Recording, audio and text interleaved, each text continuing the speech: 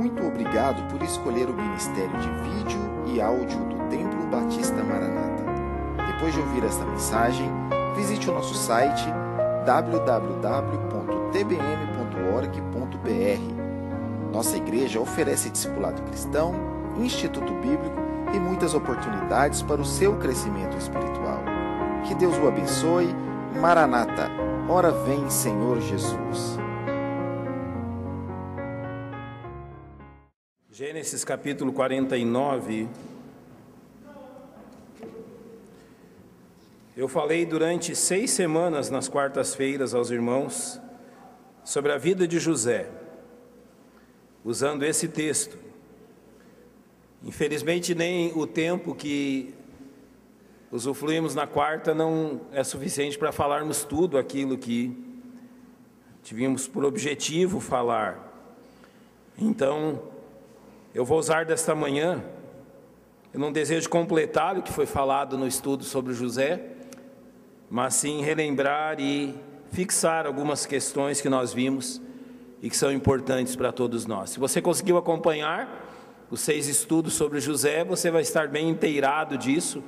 Se por acaso você não pôde vir, você poderá também receber um pouco daquilo que nós vimos naqueles dias. Podem ficar assentados como estão, capítulo 49, versos 22 a 24 de Gênesis. José é um ramo frutífero junto à fonte, seus ramos correm sobre o muro.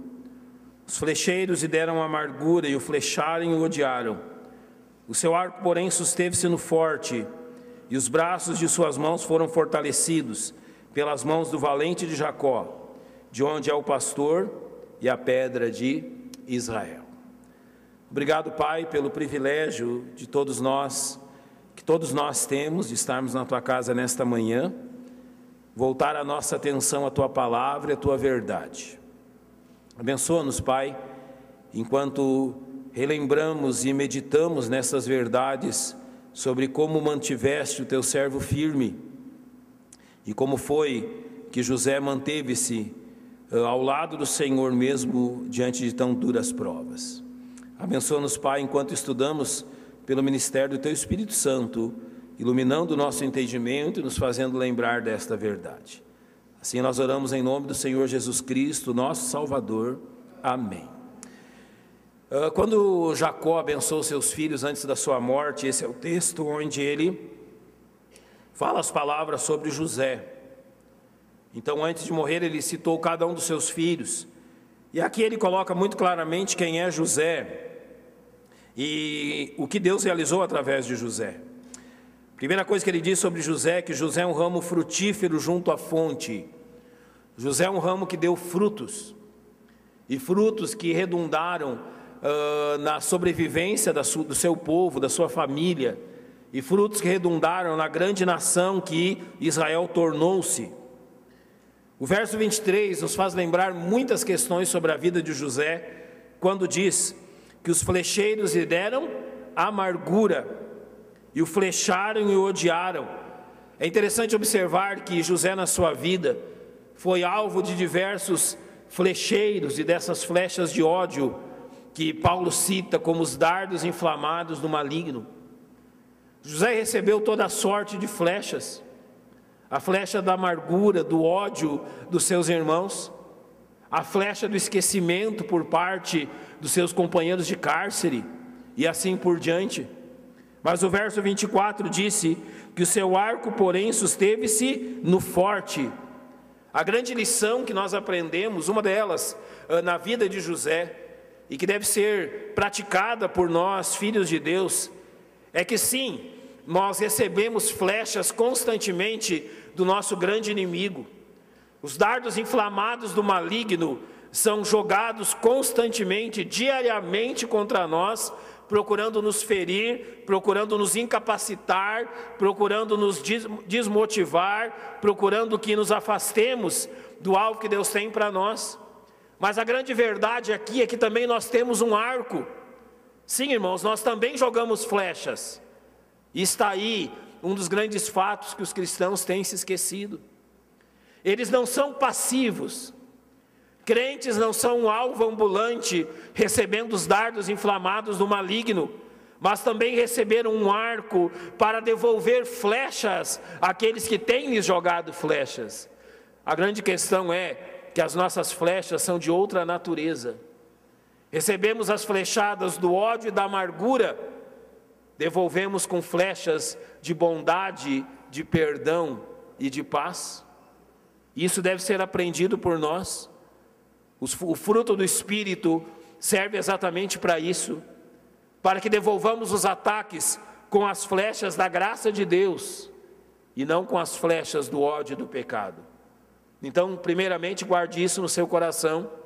José nos ensina isso, que também somos flecheiros e devemos usar bem as flechas que o Senhor nos deu.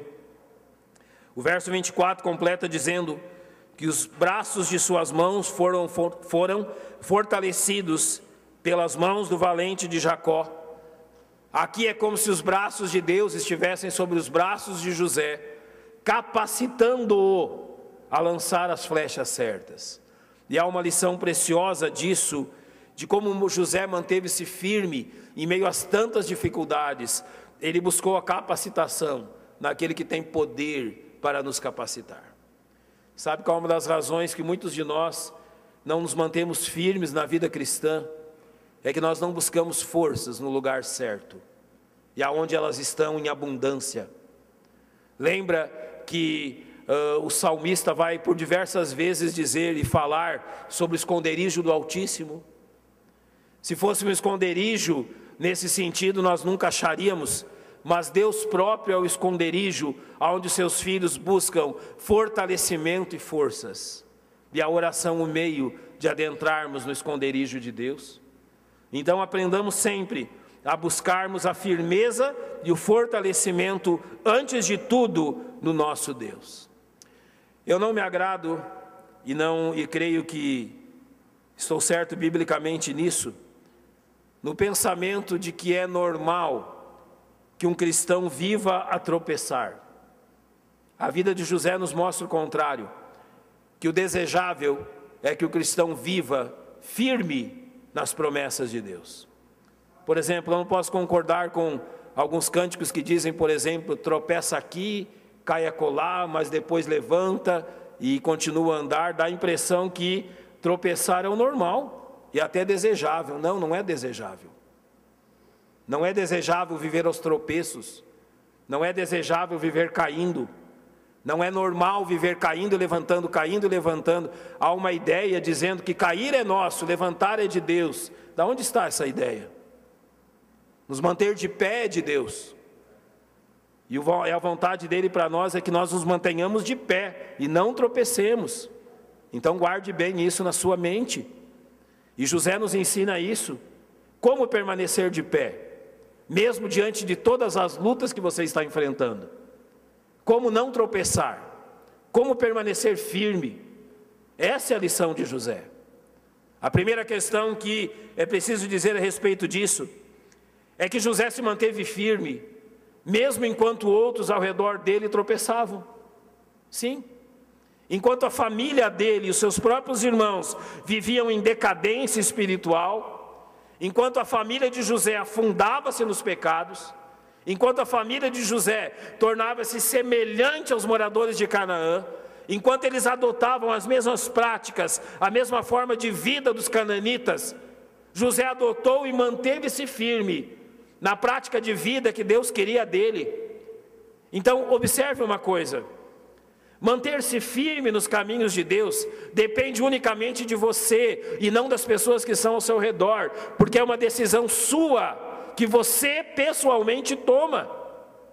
Mesmo que os irmãos de José viveram uma vida de decadência cada vez mais veloz, envolvendo-se em imoralidade, envolvendo-se em violência, envolvendo-se em separar-se das promessas de Deus, foi decisão pessoal de José viver de forma fiel a Deus. Então notem, começa por isso.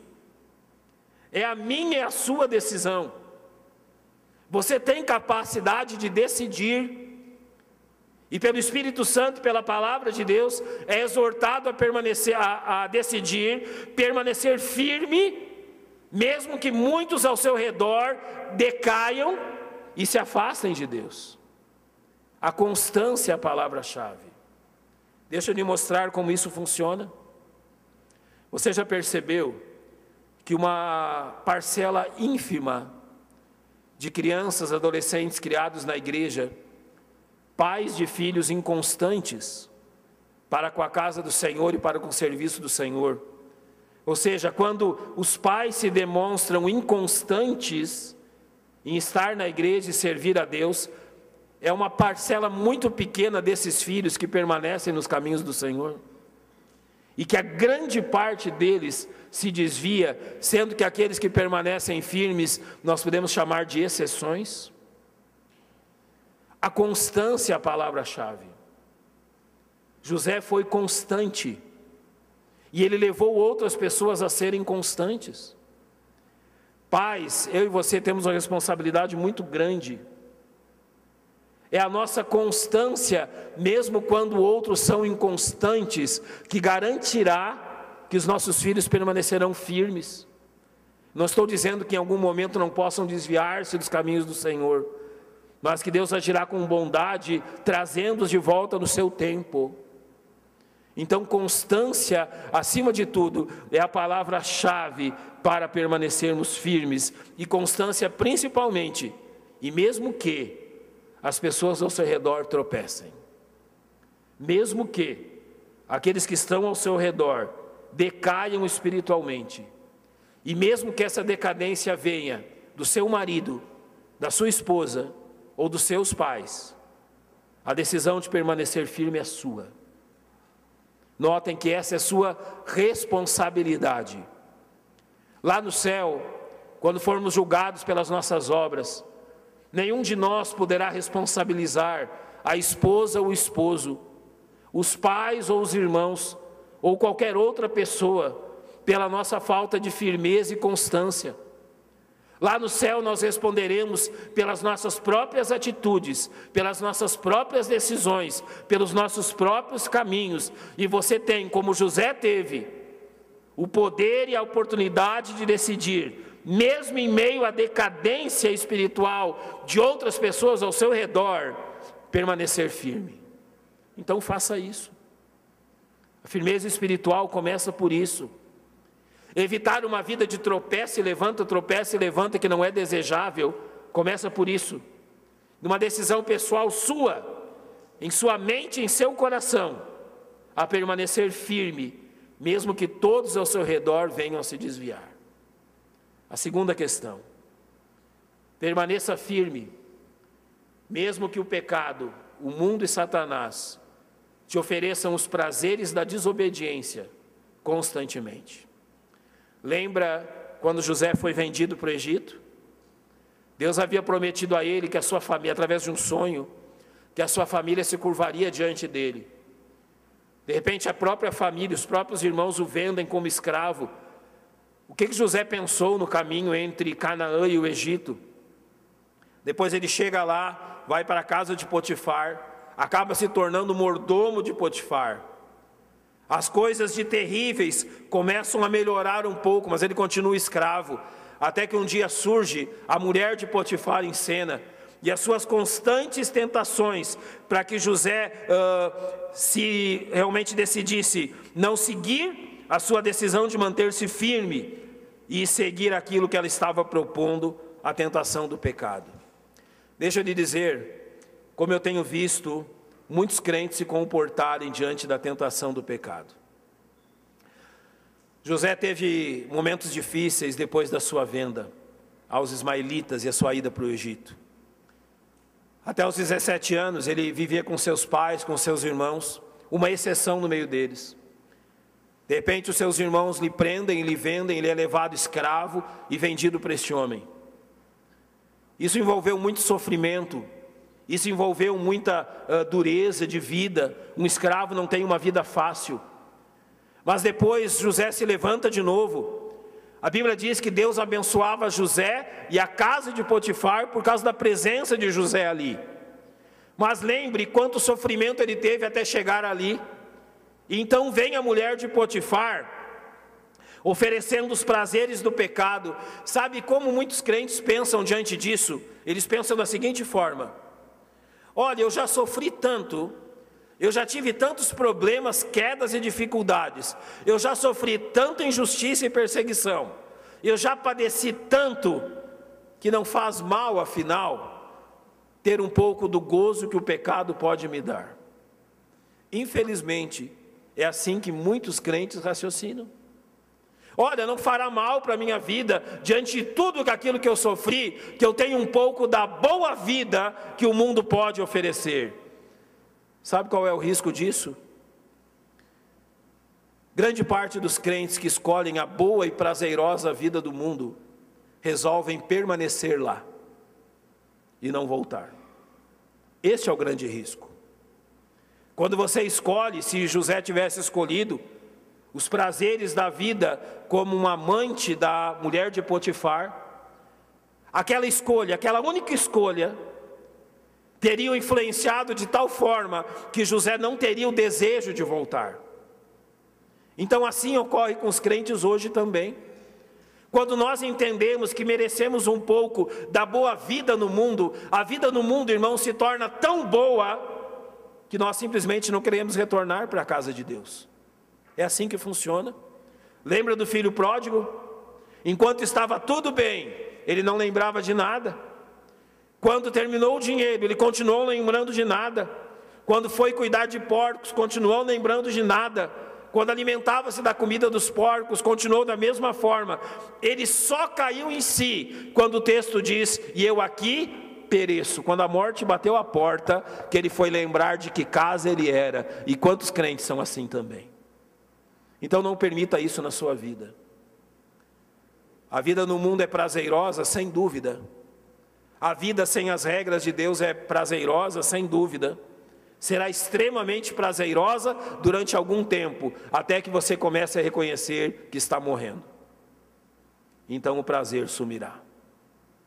Então, quer permanecer firme, não dê uma vez sequer lugar ao poder da tentação.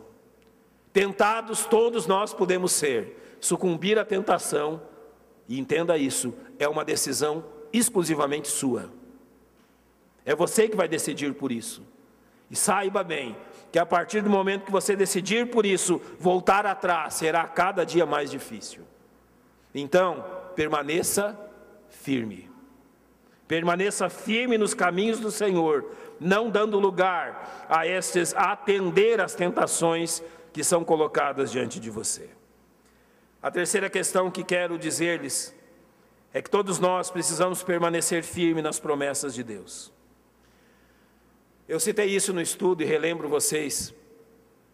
Quando a esposa de Potifar tenta José e não consegue o que ela quer, ela monta um estratagema. Então, quando José chega a casa, José passou a evitá-la, mas num dia que não foi possível evitá-la, ela toma José e fica com a sua roupa nas mãos. Você lembra o que ela faz? Ela arma um escândalo, vamos dizer assim, não é? Olha o que esse hebreu me fez. E a história vocês conhecem. Ela acaba como a boazinha, como a que foi humilhada ali, e José acaba onde? Na prisão. É interessante que muitas vezes, e normalmente quando nós lemos esse texto, nós ficamos com dó de quem? De quem, irmãos? De José. Que injustiça, não é? Não, irmãos. Nós temos que ter dó dela, não dele. Sabe por quê? Lembra quando Jesus cita: se o teu olho te faz tropeçar, arranca-o. Se tua mão te faz tropeçar, arranca. Se teu pé te faz tropeçar, arranca. Então Jesus diz: melhor é entrares na vida sem um olho, sem uma mão ou sem um pé, do que seres condenado aonde? Ao fogo do inferno. Foi o caso daquela mulher. José perdeu a sua liberdade, mas manteve-se ao lado de Deus. Não há por que ter dó de um homem que se mantém ao lado de Deus. Nós temos dó daquela mulher, porque provavelmente hoje ela está no inferno. E José com Deus. Não inverta as coisas. Notem que nós temos a tendência de autocomiseração quando coisas assim acontecem conosco. Nós começamos a pensar, olha, eu fui fiel a Deus como José foi, eu estou fazendo tudo certinho e olha a minha vida. Irmãos que têm empresas, como isso acontece, não acontece? Empresários que sonegam, que fazem negócios escusos, que fazem negócios criminosos, prosperam, estão indo bem, parecem ter rios de dinheiro, enquanto você que está procurando fazer o certo e a vontade de Deus, vive com todas essas dificuldades. Não é fácil ter pena de si mesmo? É ou não é? Sim. Você está criando seus filhos no caminho do Senhor, você está ensinando a palavra de Deus para eles, e mesmo assim você tem tantos problemas. Não é fácil ter pena de si mesmo. Talvez os seus amigos, seus colegas vivam em todo tipo de prostituição, de adultério. Você mantém-se firme em seu casamento e você enfrenta problemas e dificuldades. Não é fácil ter pena de si mesmo, autocomiseração, pois esse é o nosso erro. Nós não temos pena de José enquanto estava na prisão, porque é muito melhor estar na prisão com a presença de Deus do que no mundo e no pecado longe de Deus. Entenda isso. Nós não temos pena de nós mesmos. Como ter pena de alguém que anda com Deus? Jamais. Então não permita que a autocomiseração ataque o seu coração.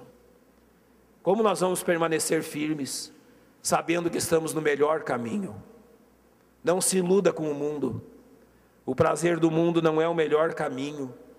O prazer do mundo é um caminho enganoso, e a Bíblia diz claramente isso. O mundo passa e a sua concupiscência, mas aquele que faz a vontade de Deus permanece para sempre. Jamais se esqueça disso. Você não é um coitadinho, não é um pobre coitado, e ninguém aqui tem pena de você. Você é alvo da graça de Deus, do cuidado, da presença e da proteção de Deus. Então permaneça firme, não há razões para tropeçar. Finalmente, permaneça firme, priorizando a vontade de Deus em todas as circunstâncias. Aqui eu quero chegar naquela fase, depois de ser vendido como escravo, depois de ser escravo na casa de Potifar, depois de ascender na casa de Potifar, voltar para a prisão, permanecer 2 anos na prisão, ter passado por lá o copeiro e o padeiro de Faraó, ter sido esquecido por eles, aqueles 2 anos na prisão foram amargos. Daí o que acontece? A Bíblia diz que um dia o copeiro tem um sonho e se lembra de José. E daí então ele entende que tudo aquilo serviu para conduzi-lo aonde? A presença de Faraó. E de um dia prisioneiro ao outro, o maior no maior reino do mundo, o Egito. Não havia nenhum reino como o Egito naquele período. Tanto que as construções deles permanecem até hoje, as coisas que eles fizeram. Nós temos deles a escrita e todas essas coisas que herdamos deles. Agora José, eu não sei se vocês usam essa expressão, está por cima da carne seca, não é assim que fala? Não é, agora ele está bem, ele está no topo, está no alvo. E nós aprendemos algo incrível com José nessa fase. Irmãos, deixa eu desfazer um mito e orientar os irmãos biblicamente, corretamente nisso. Muitos pensam que difícil é servir a Deus na pobreza e na dificuldade. E que servir a Deus quando tudo está bem e próspero é muito fácil. Permita-lhe dizer que, amado irmão, você está enganado. Sabe por quê? Porque é na prosperidade e riqueza que o nosso coração mais tende a se desviar de Deus. É quando tudo está bem que nós pensamos que não precisamos dele. É quando os problemas estão resolvidos e tudo está andando bem que nós pensamos, olha, finalmente, olha o que o meu braço conquistou. Eu não preciso mais dessa, e alguns falam, muleta. Sabe o que nós aprendemos com José aqui? José foi o mesmo quando foi vendido para o Egito. José manteve as mesmas prioridades enquanto estava na prisão. E José manteve a mesma prioridade quando se tornou o segundo homem mais importante desse mundo. Você vê que algo mudou no coração dele? José deixou de priorizar a Deus? Não. Deus continua no mesmo lugar, enquanto José agora, de prisioneiro, se torna o segundo homem mais importante na face da terra. Deus continua na mesma prioridade no coração dele. Então deixa eu lhe dizer algo. Quer manter-se firme neste mundo? Não importa as circunstâncias, faça de Deus a sua prioridade. As coisas estão difíceis. Está difícil até mesmo nesse período de recessão pagar as contas do mês. É preciso alguns ajustes, dificuldades. Mantenha-se firme. Chegou o tempo da enfermidade, da doença. Você está vendo os outros gozando a vida, enquanto você sofre. Mantenha-se firme. A parte boa da vida chegou e os frutos do seu trabalho apareceram. Mantenha-se firme. Deus permitiu que você acumulasse riquezas e agora você está numa boa situação. Mantenha-se firme, porque Deus é maior do que tudo isso. O tempo, as estações passam, mas a fidelidade de Deus não passa. E eu prefiro a fidelidade de Deus do que os milhões numa conta bancária. Prefiro o cuidado, a proteção e a presença de Deus na minha família do que qualquer riqueza que esse mundo possa me dar. No final das contas, nós descobrimos que tudo isso que o mundo pode dar é efêmero, é passageiro, mas a presença de Deus é eterna e cuidadora. Então não troque a sua prioridade. José não fez isso. Manteve as prioridades, mesmo quando tudo parecia bom. Penúltimo lugar, permaneça firme diante dos convites do seu orgulho. Aqui entra algo tão interessante. Lembra do sonho de José depois do capítulo 42 de Gênesis? Depois, ali no final dos capítulos 30 e começo dos capítulos 40, Deus tinha feito ele sonhar que os seus pais e os seus irmãos se encurvariam diante dele, não é? Agora, os irmãos dele entenderam isso. Tanto entenderam que quando José vem, mandado pelo pai, eles dizem assim: lá vem o sonhador mor, né? Vamos agora agir assim, vamos matá-lo e vamos ver o que vai dar dos seus sonhos. Eles sabiam que aqueles sonhos se concretizariam. Então sabe o que eles fizeram? Sabe qual a razão porque eles venderam José e primeiro queriam matar José? Para que aqueles sonhos não se concretizassem. Foi essa a razão. Eles disseram: esses sonhos não vão se concretizar se nós matarmos ele. A vontade de Deus e o plano de Deus era que os seus pais e os seus irmãos se curvassem diante deles, mas não era esse os planos dos irmãos dele. E eles disseram: nós não vamos fazer isso, e isso não vai se cumprir, vamos matá-lo. Daí um deles decide: não, vamos vendê-lo. E vendem ele. Pronto, se livraram do problema, se livraram dos planos de Deus. Mas aqui tem uma ironia incrível. 39 anos depois, os planos de Deus estão lá de novo. Os planos que eles evitaram, novamente estão lá. E agora na fome, na terra de Canaã, eles vêm para o Egito, e quem eles encontram sem saberem? Aquele que eles venderam. E diante de quem que eles se curvam?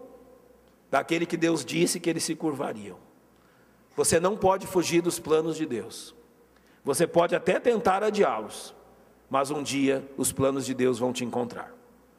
Não tenha dúvida disso.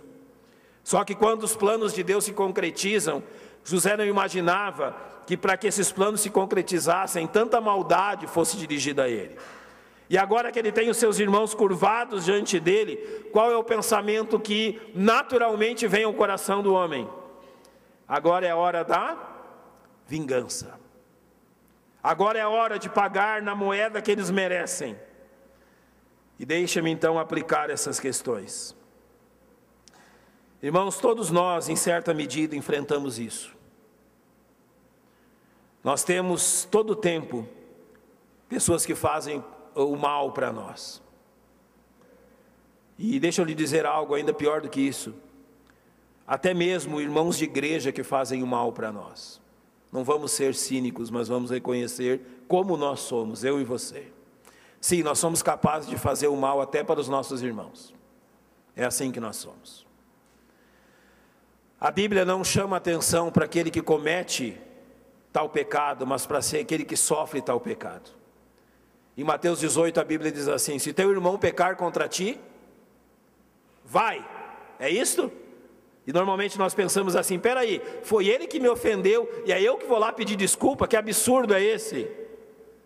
Pois é, gente, muitas vezes as coisas de Deus parecem absurdo. Não parecem? Mas nós entendemos que sempre são o melhor. Uma das maneiras mais eficazes dos crentes permanecerem firmes é humilhando-se. Quando o orgulho bater a porta dizendo que nós devemos pagar as pessoas incrédulas ou crentes com a mesma moeda que eles nos pagaram, lembre-se de José. O crente mantém-se firme quando ele cumpre aquilo que em Romanos 12, a partir do verso 9 diz: o amor seja não fingido, vencei o mal pelo bem. Não vos deixeis vencer pelo mal, mas vencei o mal pelo bem. É esta a lição que José nos ensina. Como nos mantemos firmes quando pagamos o mal com o bem, independente de quem este mal venha. Por que José foi capacitado a manter-se firme? Porque ele não permitiu a amargura, mas praticou o perdão, como o Senhor manda que nós pratiquemos. Você já percebeu como é difícil viver odiando? Como é difícil viver em amargura? Mas que bom é dormir e acordar sabendo que não há nada entre mim e nenhuma pessoa. Como crentes mantêm-se firmes, praticando a verdade do perdão e da bondade. Você pode achar que é o contrário. Eu tenho que lutar contra todos, ser firme contra todos e não permitir que ninguém me pise. Então deixa eu apenas completar com as frases que Isaías diz: pelas suas pisaduras nós fomos sarados. Foi por Jesus se permitir pisar pelos homens que você está aqui nessa manhã. Não se esqueça disso. Foi porque Jesus se permitiu ser pisado pelas suas criaturas que você foi salvo. E Pedro, que repete isso, vai dizer: para que sigamos as suas pisadas. Pisemos onde ele pisou e andemos no caminho que ele andou. E para terminar, permaneça firme diante das impossibilidades. Permaneça firme, olhando para a eternidade. Você lembra como a história de José termina? Ele sabia daquilo que Deus havia falado a Abraão, que o seu povo seria escravo em terra estranha, e Deus deu até o tempo, 430 anos depois, Deus os livraria. Haviam se passado apenas 70 anos no Egito. José sabia que haveriam mais de 3 séculos até que o povo saísse dali. Então ele faz um pedido aos seus irmãos, ele diz: olha, Deus vos visitará, então fazeis com que os meus ossos sejam levados daqui, para onde repousam os ossos de meus pais. Ele disse: vocês vão levar o meu corpo daqui e vão sepultá-lo em Canaã, na terra prometida, quando vocês saírem daqui. Ele sabia que aquilo demoraria mais de 300 anos, mas ele diz claramente: Deus vos visitará. E eu quero terminar com isso.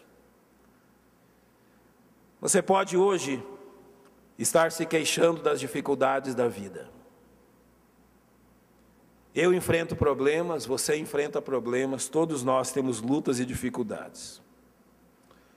Flechas são jogadas contra mim diariamente e contra você também. Enfrentamos lutas neste mundo que não enfrentaríamos se não andássemos ao lado de Deus. Eu amo quando Paulo diz no capítulo 8 da carta aos Romanos, que ele tem plena certeza que as aflições desse tempo presente não são para comparar com a glória que em nós há de ser revelada. Por que devemos nos manter firmes nas aflições deste mundo? Porque Deus nos visitará. Essa é a realidade.